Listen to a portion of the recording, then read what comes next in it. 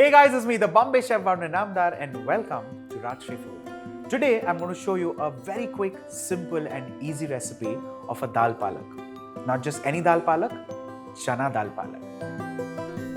For Chana Dal Palak, the two main ingredients, Chana Dal and Palak, which means Bengal Gram and Spinach Leaves. What I have done is, I've taken the Bengal Gram, washed it twice or thrice and soaked it for at least an hour in warm water. Drain that water out, and the next step is to cook this dal. Take this in a pan.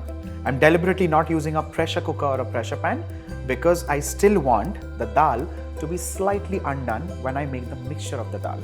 In this, I'm going to add in turmeric powder, salt. Well, of course, you also need to remember the fact that spinach leaves have natural salt, so do not go overboard. Coriander seeds. Well, I like to add the seeds at this stage whole. No toasting, no nothing. Along with water.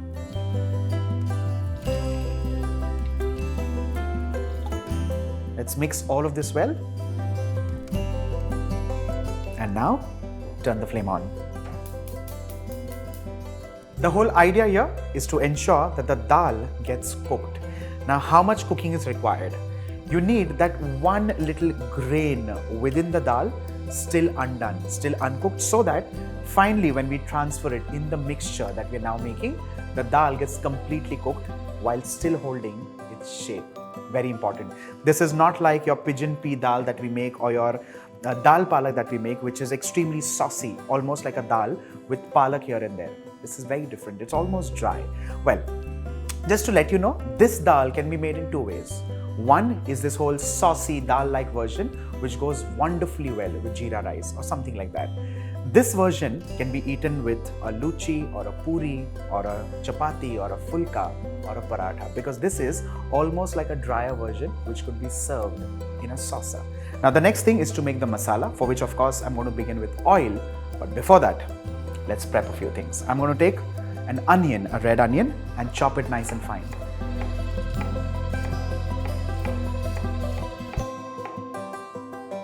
Let's move this aside and also cut a green chilli.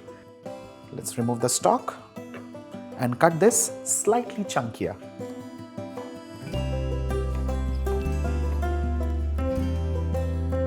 Let's move on to a tomato and chop this also nice and fine.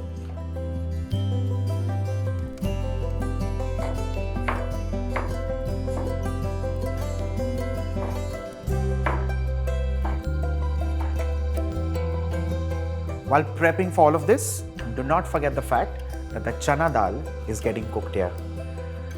Keep giving it stirs intermittently. This dal is going to take at least 20 minutes on medium flame. Do not cover this because you'll realize that the dal will all start rising to the top. The whole scum will start rising. If you want to remove all of that, you can by all means remove all of that and ensure that the dal cooks for 20 minutes undisturbed, literally. While that's happening, we'll start making the masala. In case you want to make the dal in advance and keep it refrigerated, you can do that as well to save on time. Let's take the final finishing wok and add in oil. You can also use a combination of ghee, oil, butter. The choice is completely yours.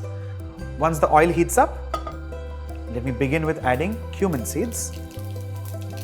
Once these splutter, I'm going to add in a combination of red onions and green chillies.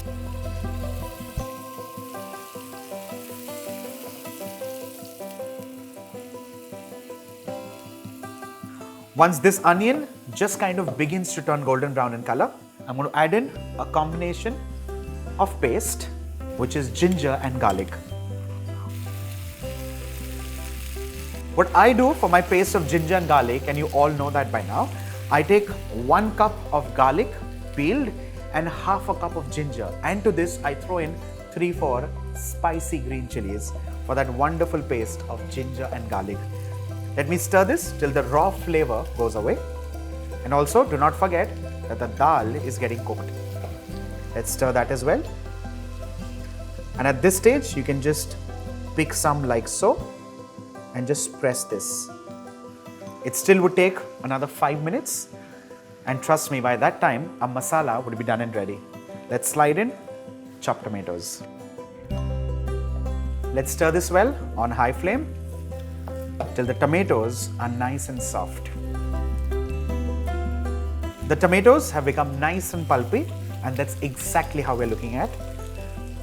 Then add in the powder spices. In this case, very simply, chili powder, garam masala, kasuri methi. Let's add it.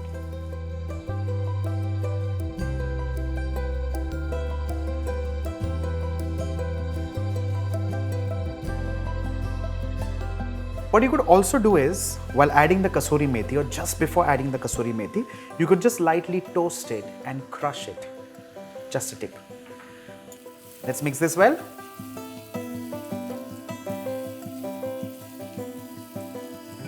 Remember the fact that no salt has been added so far in the recipe except while boiling the dal. Because like I said earlier, spinach leaves have natural salt. Let's saute this well on high flame and ensure the spinach is perfectly cooked. And for this, you need to stir this well. Do not make the mistake of covering this at this stage because you do not want the spinach leaves to start browning. You want that nice emerald-like green color of the spinach even after the dal is ready to serve. Remember this, no covering, just stir frying on high flame.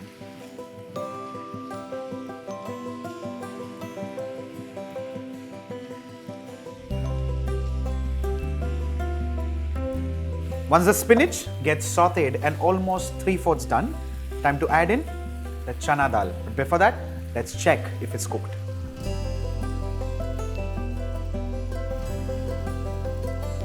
Well, this is perfectly done. One quick stir and let's transfer this in the spinach mixture. But before that, off goes the flame and the chana dal goes into spinach. Stir this well and allow this entire mixture to keep bubbling on a high flame for at least 5 to 7 minutes till all the flavors become one. With this, your recipe for Chana Dal Palak is done and ready. Remember what I said earlier? You can make this thick and have this with your choice of Indian breads, or make it nice and saucy, almost like a dal, and serve this with your various rice preparations. With this is me, the Bombay chef Varun Inamdar, signing off. Stay tuned. Bye for now.